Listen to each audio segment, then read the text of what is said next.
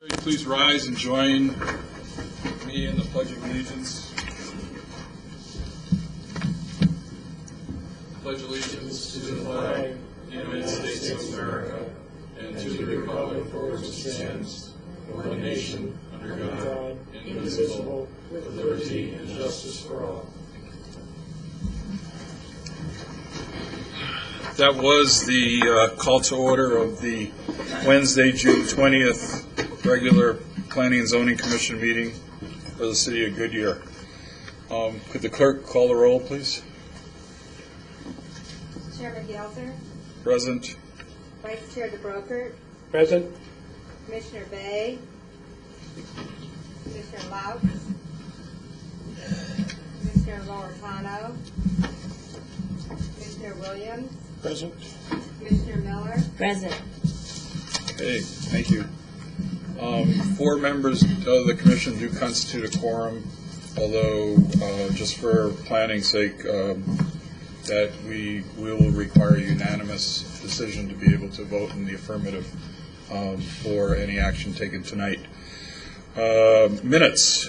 I'd like to get a motion to approve the minutes of the Planning Commission held on May 16th, 2007, please. I make a motion to approve the minutes. I have a motion from Commissioner Miller. Second. And I have a second from Vice Chair DeBroker. All in favor? Aye. Any opposed? Ayes have it. Okay, public comments. If you plan on making a public comment, would you please fill out a card and give it to the Commission Secretary? You will also have time for public comments during the regular public hearings on each of our agenda items. Okay.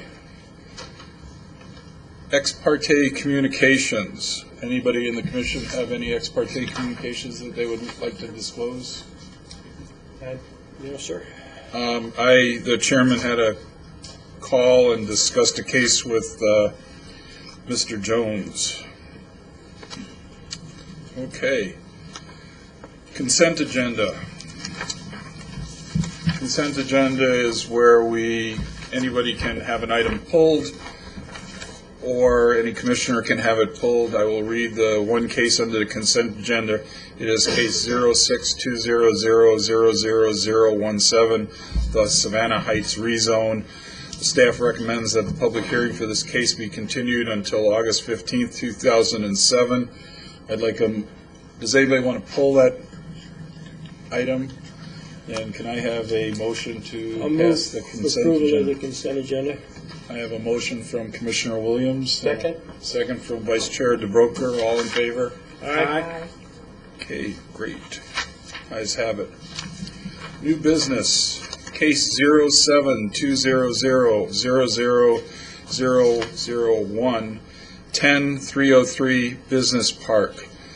This is a request to rezone approximately 159 acres generally located in the northwest corner of Indian School Road and Cotton Lane from agricultural zoning district to the final planned area development zoning district. The applicant is Tiffany and Bosco, and we will open the public hearing and have the staff presentation. Thank you, Mr. Chairman, members of the Commission. I know all of you have been out on the tour, but just for everyone else's edification, I'll begin orienting everyone with the site. We're looking at about 159 acres located near the northwest corner of Cotton Lane and Indian School Road. And that area is delineated as such here. Directly to the north is a proposed similar project, a proposed industrial and commercial development, although the uses are distinctly separated from one another. The furthest to the south would be the industrial portion of this Via West development known as Camelback 303. Directly across the street to the east is a Suncor development known as Perimeter West 1, as I'm sure some of you are familiar with, and directly to the north and a little bit to the west is the single-family development, the proposed single-family development by Beazer Homes, known as Talaverde Estates. Final plat for a portion of that development is currently being reviewed. And directly to the west is another property owned by the Abel family, which is also proposed for a commercial development as well. And of course, directly to the south is primarily agriculture and vacant. And you also have Duncan Farms there as well. If I could direct your attention to the Cotton Lane frontage, you can see a detail aerial here of the area just north of Indian School along Cotton Lane and to the west. Much of this land is owned by the city of Goodyear, and yet we have a couple of privately owned properties there as well. Now, if I could direct your attention to one of the exhibits further in the back. And this is an exhibit labeled H. H is indicated on the far right here. I think this very conceptually illustrates the phasing plan as far as the development itself is concerned, not so much the infrastructure, but the project known as 10303 Business Park is a PAD request for a mixture of commercial and industrial uses, primarily focusing towards flex industrial uses. The project will be phased out in 3 phases, or you could say 3 parcels as well. The construction will be initiated with the installation of the infrastructure, including Abel Road, which will be the main connector between Cotton Lane and Indian School Road. As far as I'm aware, the applicant would be dedicating the Abel Loop Road. Parcel 3 would consist primarily of some of the larger buildings, the distribution centers. That's the one furthest to the west. Directly just north of the Indian School frontage would be some mixed commercial and industrial. Primarily that's where the flex industrial will be focused. And directly to the north would be a combination of a commercial and office type development as well.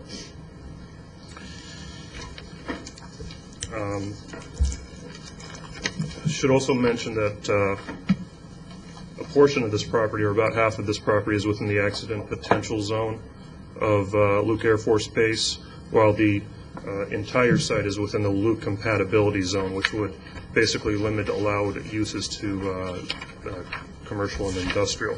And the accident potential zone roughly follows this this delineation here. Everything to the south here is within the accident potential zone. So with that, the staff is recommending approval contingent on those stipulations before you. Incidentally, I should also mention the uses that would be allowed within this project area are listed on pages 8 and 9. You'll see that they're consistent with the general commercial and light industrial uses that we will allow in the hard zone districts. So recommending approval contingent on those 17 stipulations. And with that, I'll conclude my comments and open it up to staff questions. Questions of staff? Any? Mr. Williams? Yeah, I have, and this is maybe more a general rather than one specific to this case. But on stipulation 11, you know, we have the requirement for the note that 10303 Business Park is subject to attendant noise, vibrations, dust, and all other effects. And I you know, maybe I should have said something about this before, but it's always kind of seemed to me that we soft pedal the real issue that could happen in this area, and that's accident potential. You know, we kind of poo-poo that, and we say, you know, there might be some noise, and you should be aware of that to a prospective buyer. But I think we owe it to ourselves and to prospective buyers to have some more specific wording in there to actually note accident potential. I don't know, what do you all think? Makes sense to me. You know, I know this is boilerplate, and I know you guys have been through this boilerplate with legal, and been involved in it a whole lot longer than I have, but I feel like there ought to be something more specific about accident potential in some of these. Mr. Chairman, Commissioner Williams, you're correct. The language that we included is the boilerplate language and that we've used for all developments within proximity to Luke Air Force Base contours. It is at the Commission's discretion, and I think you have made a good point. If you desire and recommend and that inclusion of language of accident potential as a result, that's at the Commission's discretion. I totally agree. I don't have any problems with that, and when the client makes their presentation, we can address that issue on possible stipulation and the wording of that. I have two questions for the staff. On chart C that you put up, where they have the diagram of the people who own the out parcels along Cotton Lane.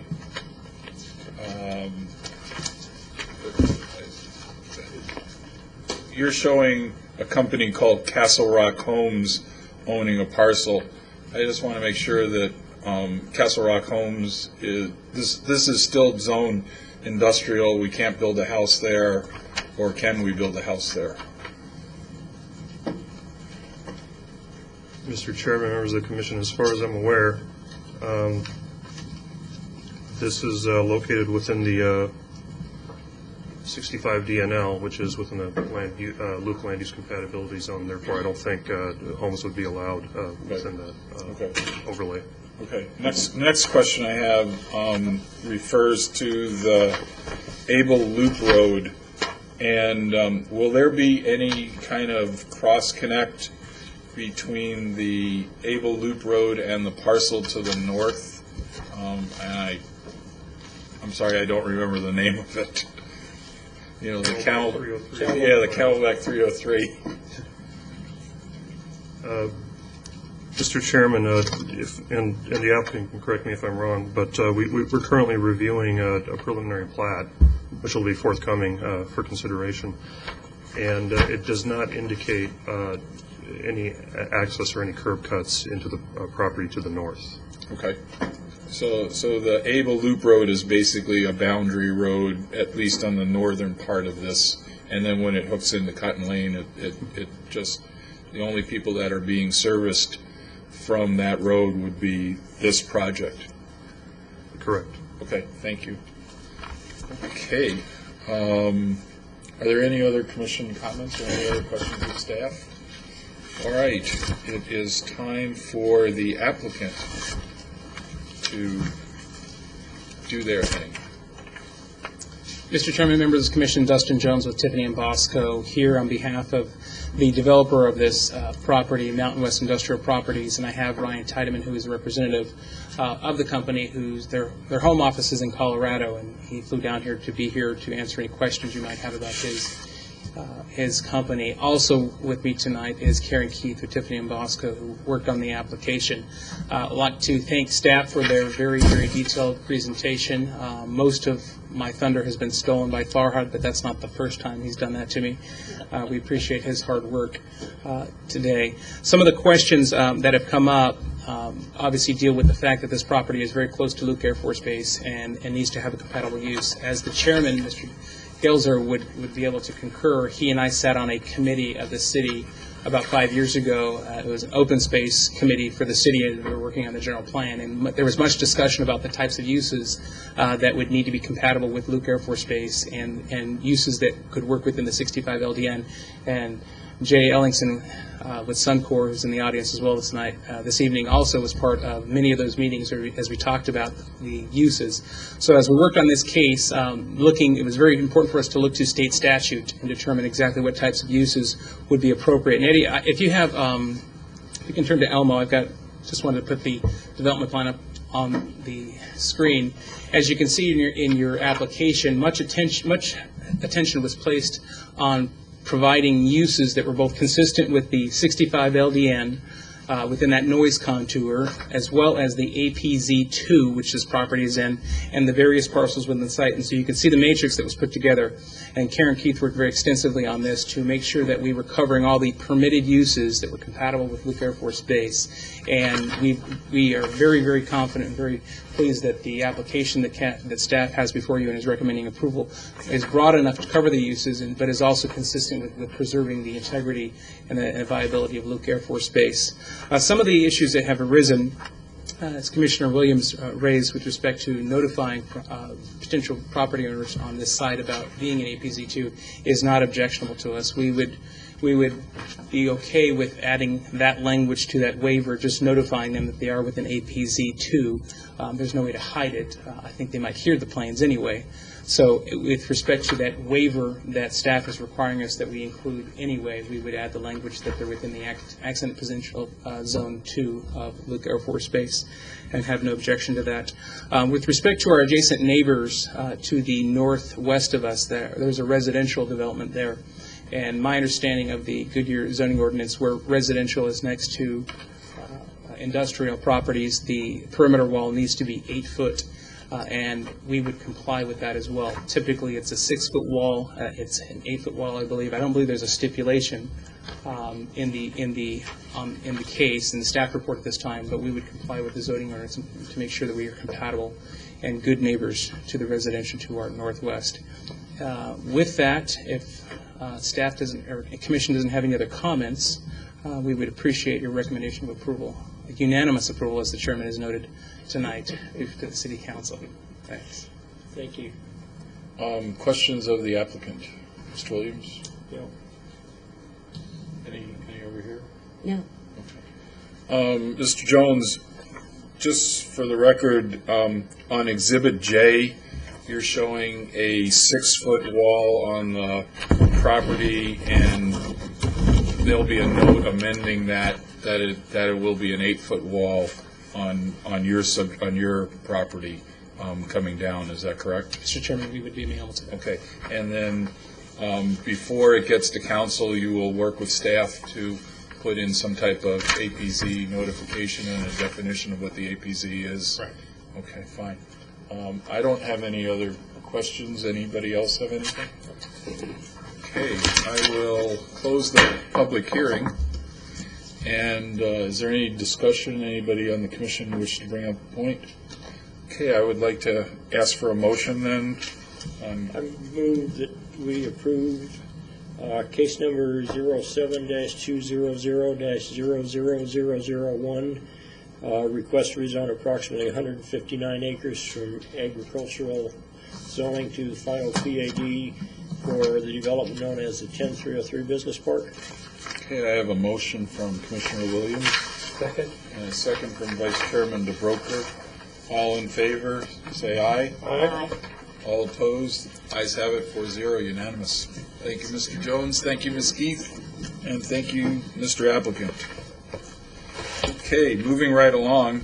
Case 07-200-00007, Australia Commons Final Planned Area Development PAD. This is a public hearing to consider a request to amend approximately 1.5 acres of the Australia Commons Planned Area Development to rezone approximately 8 acres from general commercial and to include the additional 8 acres into the Australia Commons Planned Area Development.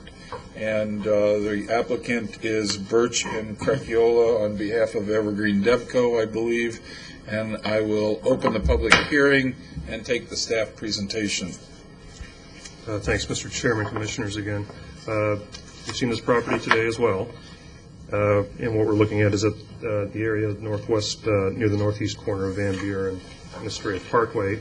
The development that's currently existing right now is part of the Estrella Crossroads development. It is Zone C2, and the development currently consists of Phase 1 of the original Estrella Crossroads site plan that was reviewed and approved a couple years ago now.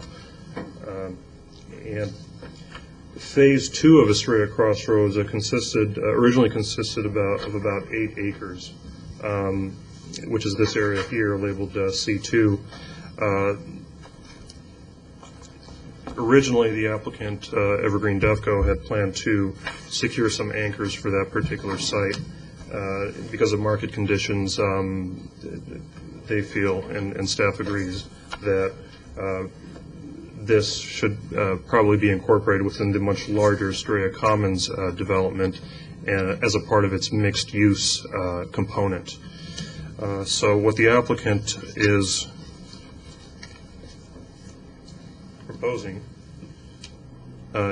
first of all, this is the overall conceptual master plan of Astoria Commons. The vast majority of the development would be proposed for residential.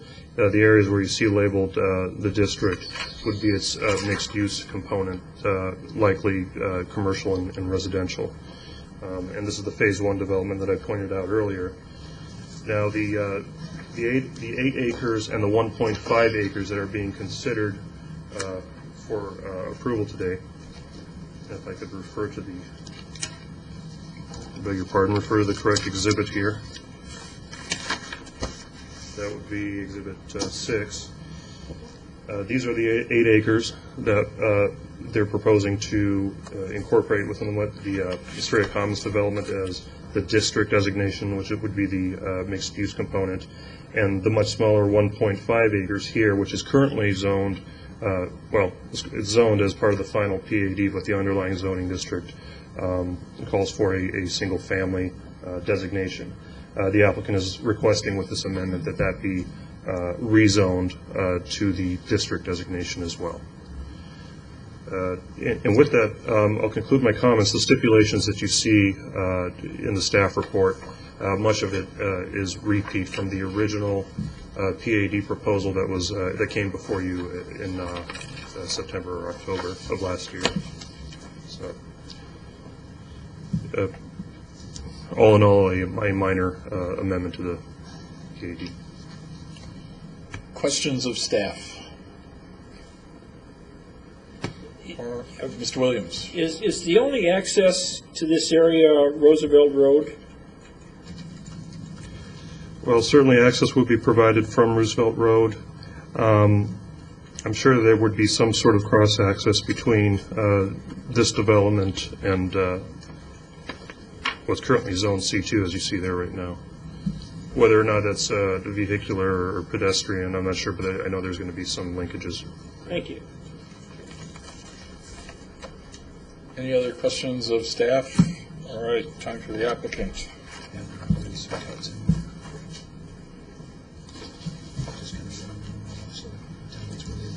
Thank you, Mr. Chairman, members of the Commission. Ed Bull, 702 East Osborne, representing Evergreen.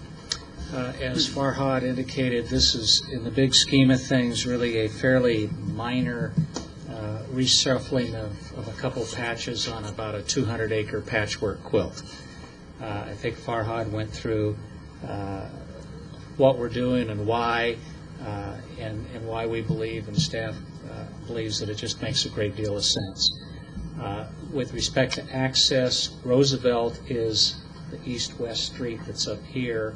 There's also a significant east-west street here. There's a north-south connection here.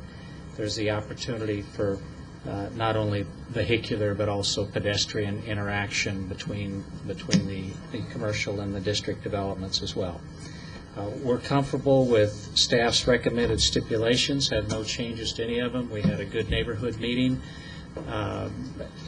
What we're doing here is, I believe, very consistent with what we were encouraged to do through the PAD processes, and we would request your approval. Any questions of the applicant? Mr. Williams? Is the applicant here, Ed? Yes. Could you give us a little briefing on timetable on the rest of the project, and then we can move along? Okay, come up and identify yourself, please. And that's really for some new commissioners who haven't seen this before. Sure. And identify yourself. Sure. I'm Lindsay Williams with Evergreen.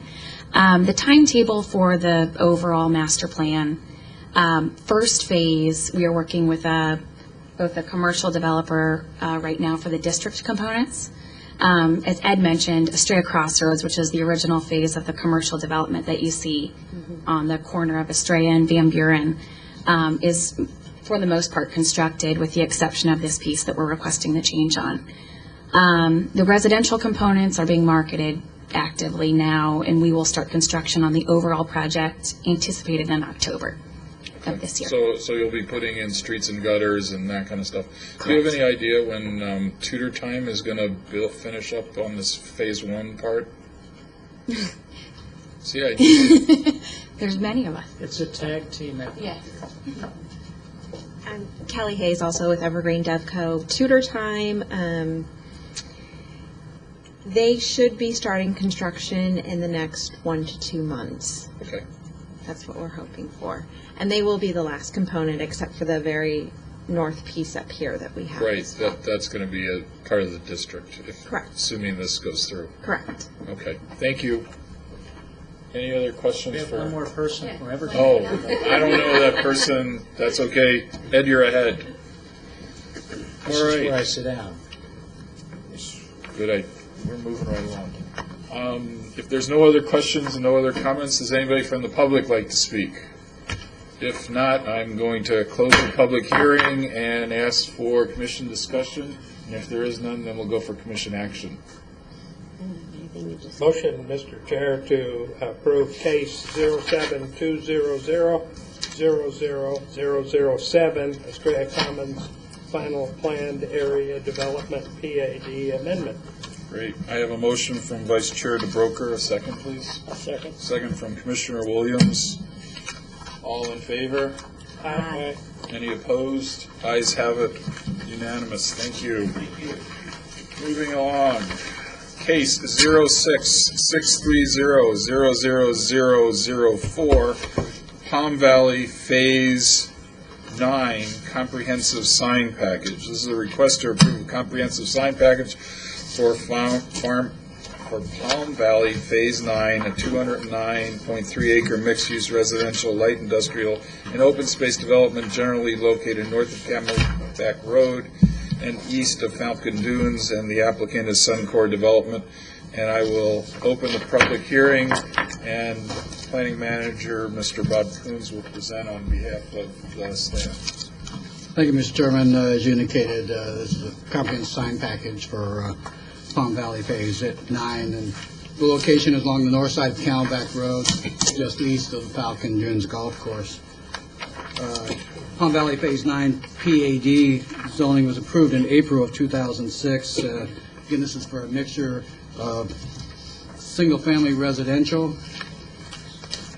Palm Valley plan, Palm Valley Phase 9 plan. It's a mix of single-family residential, industrial lots, and some multifamily residential. As you know, comprehensive sign packages are required by our ordinance to ensure coordinated design of signs within planned area developments. They also utilize as a means if the applicant owner wants to deviate from the sign ordinance standards for height, number, or size of signs. As you know, last year we amended the zoning ordinance, a comprehensive sign package, if it is consistent with the zoning ordinance standards in terms of sign type, height. That sign package is reviewed administratively by staff for design. If they request any deviations from the sign ordinance, they must go through the hearing process through the Planning Commission and City Council. In this particular case, the applicant is asking for some deviations from the ordinance that I will brief you on, and that is why you're before you tonight. Overall, the deviations that are being requested by the applicant in this sign package are relatively minor. There's a great number of them, as identified in our staff report. The overall extent and impact of those deviations is very minor. For example, the project entry sign, or business identification sign, monument sign, as it's called, into the Whitewall Industrial Park, is requesting a height of 8 feet in lieu of the ordinance requirement of 6 feet.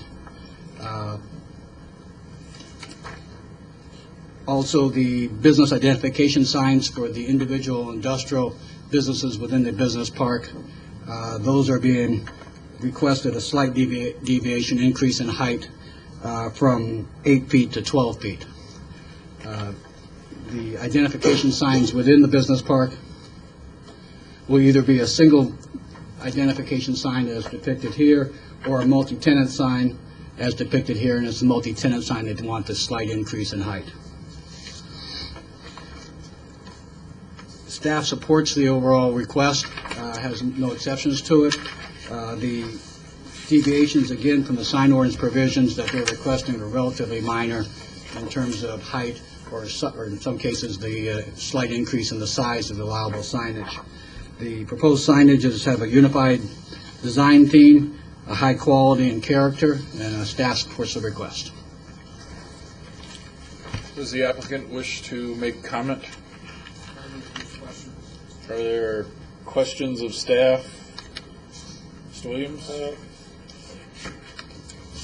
Yeah. I'll be honest, I have a problem with the height deviation. The subdivisions going in on the south side of Camelback, they all adhere to the standard, don't they? There are none of those that had a deviation to allow them to have a higher sign. Commissioner Chairman, I'm not familiar with ones on the south side. We just Can I take it, Mr. Coons?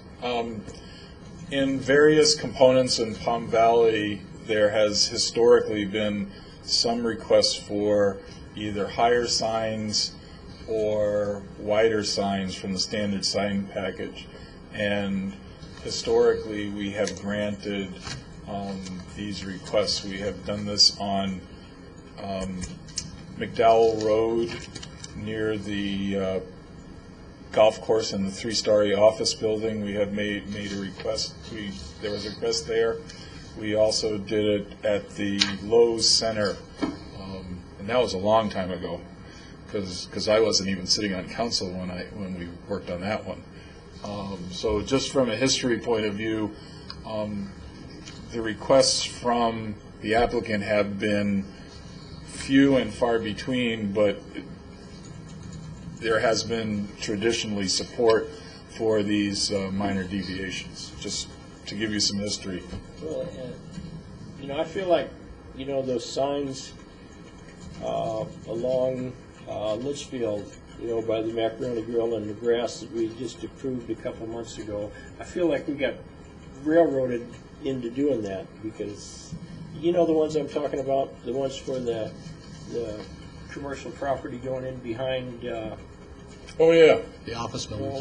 the office, right. Remember those discussions? Yes, but I'm a big sign person. You know that,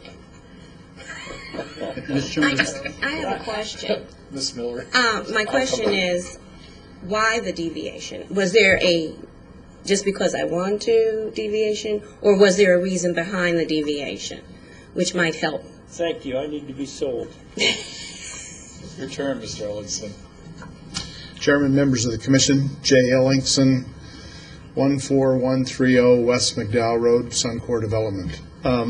No, the answer to the question is we're trying to make these as appealing as possible. And this particular sign, Whitwell, is the entrance to an industrial park that have buildings that are larger. So it's appropriate in terms of size reference, in terms of the types of buildings that will be in that particular project. Dimensionally, it won't look bigger. It's just that when you start giving it some creativity, if you will, rather than just a rectangular sign, you need some difference. And then we thought, because of the type of development, an industrial park where the buildings will be 30 feet taller than that potentially, this would give a reference to dimension. That's why. The other thing to note is that the industrial part of this development is in the Luke 65 That's correct. line, so there is restrictions in what type of development can be done with these buildings. So that's some of the reason why there has been some latitude. Hey, Mr. Well, is Williams? that one that's on the screen, is that 2.4? Am I reading this right?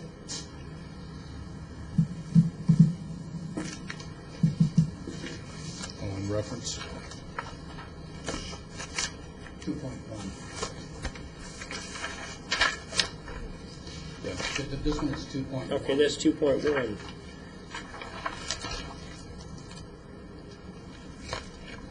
Well, but that's okay. I mean, that's 8 feet high, and there may be one freestanding monument sign not exceeding 8 feet. As I understand it, that one is not, a deviation is not required for that one. Is that, am I reading this right or no? Commissioner Chairman, Commissioner Williams, in that particular case for this sign, the ordinance limits the height to 6 feet. They are approximately 6 feet on the one side and rising up to 8 feet. So technically, they are deviating from the ordinance by 2 feet at one portion of the sign.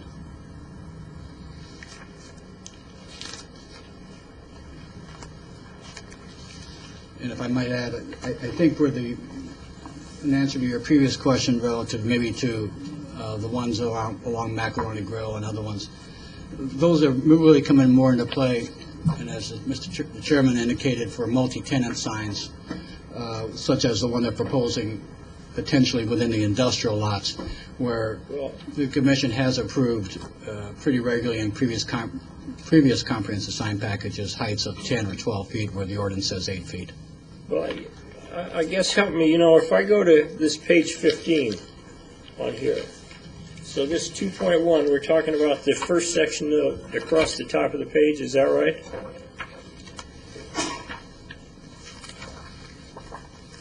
Page 15? Oh. Yes, that's the one I just described. And the third column that's titled requested, that's what we're asking for, and it says 80 square feet text area, 8 foot maximum height, right? Correct. And then over 1, 2, 3, 4, the fifth column is City of Goodyear ordinance requirements, and the bottom line there says not exceeding 8 feet, which leads me to believe that one complies. Chairman, Commissioner Williams, yes, it does. It's the square footage. In that particular case, it's a square footage that's asking for. 80 square feet. And I don't have a problem with the square footage, the signage, the square footage. I have a problem with the height. And this one, I don't have a problem with because it conforms. That is our error in our report indicating that the ordinance said 6 feet. There's this 2.2, they requested a 10-foot height, and the maximum, according to ordinance, is 8 foot. And the one I have the biggest problem with is 2.3, where they requested 12 foot, and the ordinance is 8 foot. And then 3.1, we've requested 7 foot with the 6 foot ordinance. 3.3, we've requested 6 foot with the 3 foot ordinance. This is my second biggest problem, 100% deviation. And 3.4,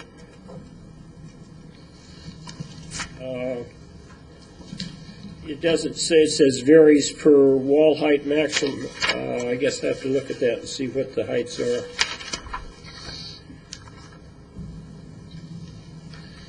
That's 6 foot at the highest.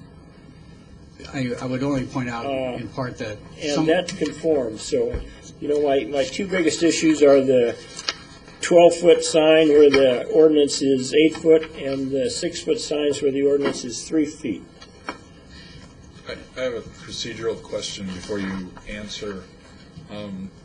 If we do not have a unanimous approval of this, will this go to council with whatever vote as no recommendation, or does it stop here? No, an action by the commission a motion to the commission that fails, a motion for approval that fails is a denial. It will be a recommendation for denial from the planning commission. Okay, thank you. In regards to the signs, I would want to point out that as you read through the ones, and I know the first one that you mentioned is 12-foot high. Within this list, there are permanent signs, and then there are temporary marketing signs. The one that's 12-foot high is a temporary sign. I've lost the number of it, but they have a variety of permanent signs, but they also have some signs that will be just there for marketing that would be removed as, when the property is developed. But that one is the one to identify the residential community, the 12-foot sign? Which number is that? I think 2.3. The future parcel business identification monument. This is Yeah. This is the 2.3 sign, and again, this is the business identification sign to go on the each of the industrial lots. And because they don't know what type of business will go there may be single-tenant businesses, or it may be a multi-tenant building. The one on the left is the criteria for the single business, which is low profile, because they have the potential to have multi-businesses within one building. They also have the option to have a multi-tenant sign. It's a multi-tenant sign that's at 12 feet. And it is that multi-tenant sign that the Commission and Council have granted deviations for other commercial and industrial developments up to 12 feet. So this is 2.3. That'll be 12 feet. That's a permanent sign. That'll be there forever. That's correct. For a multi-tenant business. If it's a single-tenant business, they would use the sign design on the left, which is 5 feet high, I believe, or 6 feet.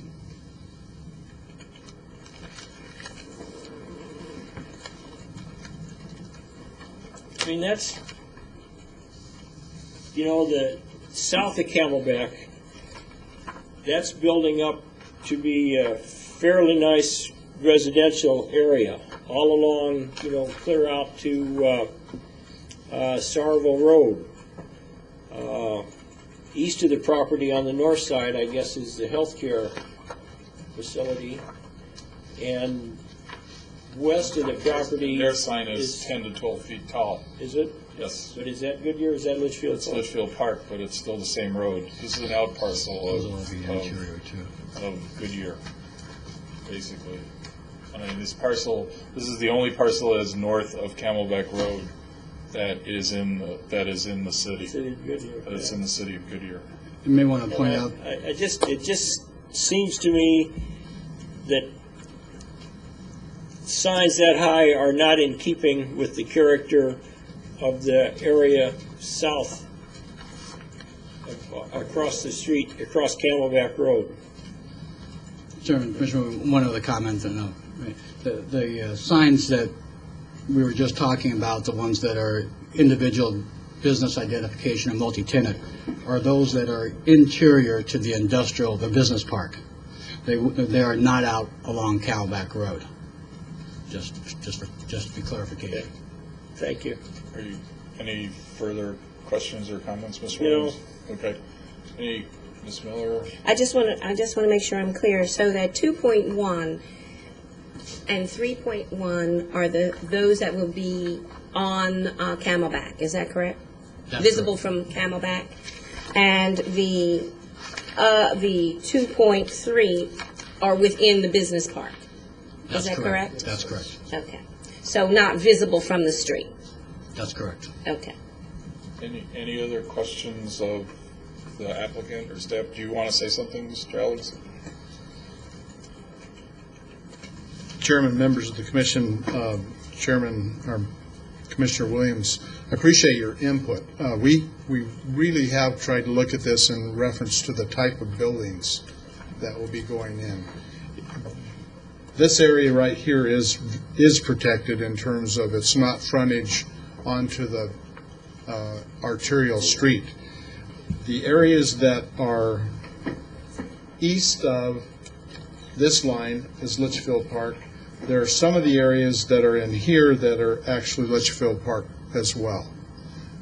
As we go across what is the Bullard Collection and then the Bullard Wash as it goes south, then there's commercial along Camelback Road on the south side as you go further west. In fact, all of the area south of Camelback that's in Goodyear is commercial all the way to Cotton Lane. Between the subdivisions and Camelback? They don't go all the way to the north, except for this portion right here. All the rest of this is commercial. Jay, what's the name of the street that runs diagonally? It's not Pearson, is it? There's a different name. There's This 147th Avenue? going the other way, going to the southwest. There's a street from. Oh, here? Yeah. That is Pearson. That is Pearson. But isn't that a major collector in that development? No. Or isn't there some major arterial that divides the residential from the industrial and the commercial? No. Okay. This goes up here, and then this will be a wall. We saw this property has been sold. This is a Rose Properties development. Right. It looks like it'll be probably condo offices is the first thing that I've seen up against that. Okay. So. All right, thank you. Mr. Williams? Yeah, thank you. You know, I will say, from the pictures, it looks like the signs are well thought out and will be very well done, and I probably will reluctantly vote to approve. Thank you for listening. Be greatly appreciated. Thank you. Okay, any other comments? Anybody from the public like to speak on this matter? In that case, I will close the public hearing and ask for commission discussion. Is there anybody, Mr. Williams, would you like to plead your I've said case? my piece. Thank you very much. Ms. Miller, Mr. Broker? Okay, I will ask for a motion at this time, please. I make a motion that we approve case number 06630000004, the comprehensive sign package for Palm Valley Phase 9. I have a motion from Commissioner Miller. Second. And I have a second from Vice Chairman DeBroker. All in favor? Aye. All opposed? Ayes have it, 4-0. Okay, moving right along. Now we'll take up case 06-200-00028, Sarville Crossing Rezone, a public hearing to request an amendment to the planned commercial business park and business park industrial land uses on 71.81 acres of the Sarville Crossing planned area development, generally located at the southeast corner of Sarville Avenue and Elwood Street. And I will open the public hearing and have the staff presentation from Mr. Williams. Thank you, sir. Mr. Chairman, before you this evening is the amendment to the PAD. We also have a preliminary plat as well. If it would please the commission, I'd be happy to address both in one presentation this evening. Ms. Clerk, I have to close one and then start the next one. Is that correct? Technically. He can give the presentation for both. Okay. What we'll do procedurally, we will hear the presentation on both cases, and then we'll act on the first case, and then we'll open the public hearing on the second case, and then we'll act on the second case. Thank you. Continue, please, Mr. Williams. Thank you, sir. As we stated, this is a request to amend the approved Sarville Crossing planned area development with a request for preliminary plat approval as well. This particular project is located on the southwest corner of Sarville Avenue and Elwood Street. As I said, in March of 2006, this was approved. It is consistent with the Goodyear General Plan. On that council approval,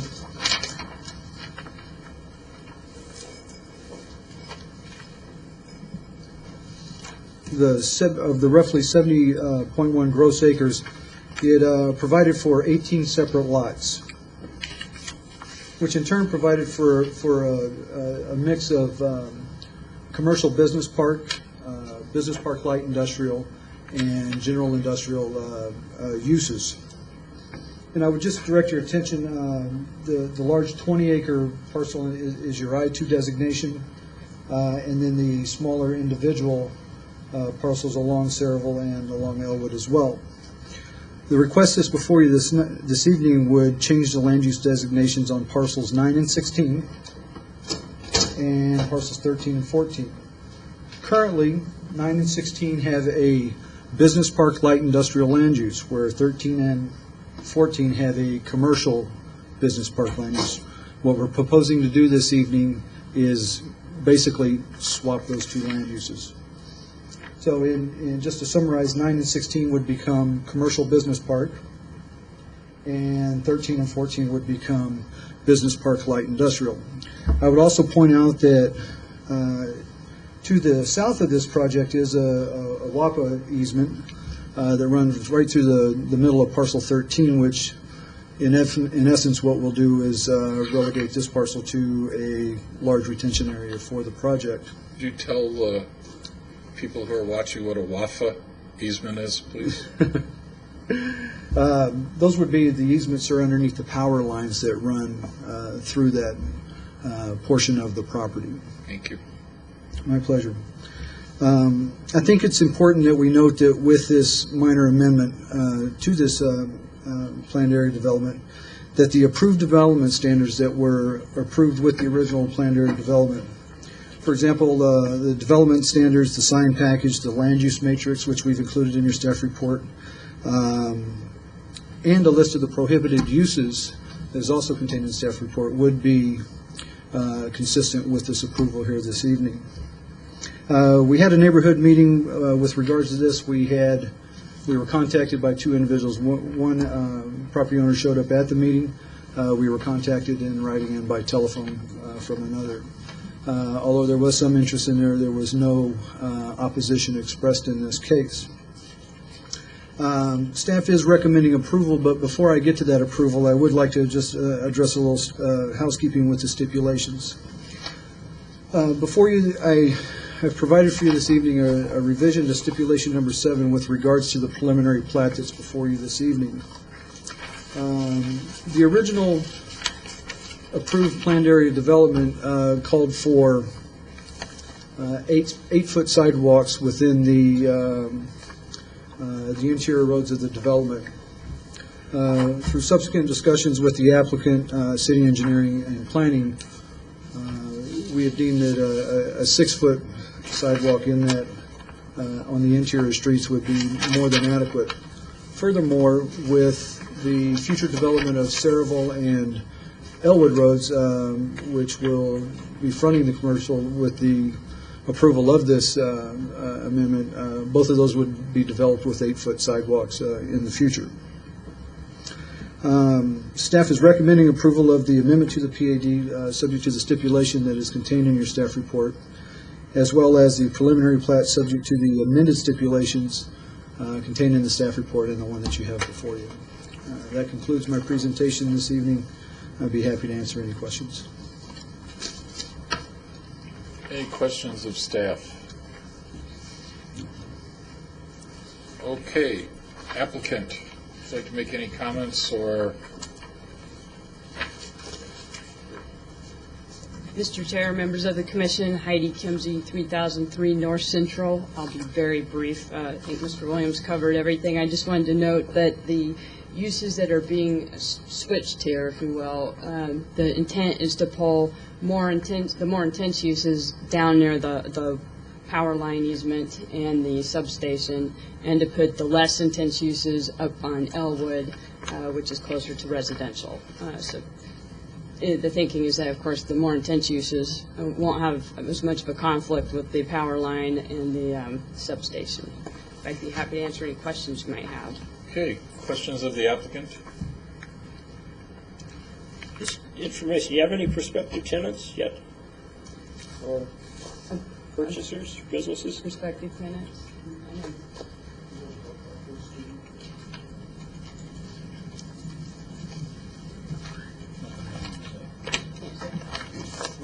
don't have anything we can say yet. My name's Joe Walters. I'm with Walters Construction. I'm the owner and the developer of the ground. We've got some people we're talking to as to anyone being signed up. We don't have yet. We think we're very close in the next couple of weeks to having a couple of potential users on the site, but as of yet, we can't say who they are. Thank you. Good luck. Thank you. Anybody on the public like to make a comment? Close the public hearing and ask for commission discussion. Any discussion on this, Mr. Williams? Thank you. None. All right, I just have to say this. When this case originally came before the commission several years ago, I know I was on the commission, and we told you to put the commercial up on Elwood, and I'm sorry, I can't resist saying, I told you so. Now you're back, and we will move forward. We bought the ground from the original developer that did that. Right. But you do remember, we said put the commercial up there, right? I believe. I wasn't involved with it. No, I'm talking to the original owner, but that's okay, because we're going to move along. Okay, if there's no other comments, I've closed the public hearing. I would ask for a motion on this case, please. Motion, Mr. Chair, to approve case 06-200-00028 Cerebral Crossing rezone. I have a motion. A second. And a second. I have a motion from Vice Chair DeBroker, a second from Commissioner Williams. All in favor, say aye. Aye. Aye. All opposed? Ayes have it. Okay. Now I will open case 06-500-00014, Sarville Crossings preliminary plat. This is a request to approve the preliminary plat for Sarville Crossings, subdividing 71.81 acres into 18 commercial, industrial, and business park loans for a development known as Sarville Crossings. And this is the one that I understand has the change in stipulation for the sidewalk. Is that correct? All right. I'm opening the public hearing. Is there any other staff information that needs to be presented, Mr. Williams? Great. Does the applicant wish to say anything more? Any comments from the public? Close the public hearing. Any comments from the commission? Not here. All right. Can I have a motion, please? I move, Mr. Chairman, we approve case number 06-500-00014 with the revised stipulation number 7 that Mr. Williams presented to approve Sarville Crossing to subdivide 71 acres into 18 commercial, business park, and industrial lots. I have a motion from Commissioner Williams. A second. Second from Commissioner Miller. All in favor, say aye. Aye. All opposed? The ayes have it, 4-0. Thank you very much. The commission business for the evening is over. Staff communications? None. Take care, Mr. Chairman. All right. I will take a motion to adjourn. So moved, Mr. Chairman. Second. All right. All in favor, say aye.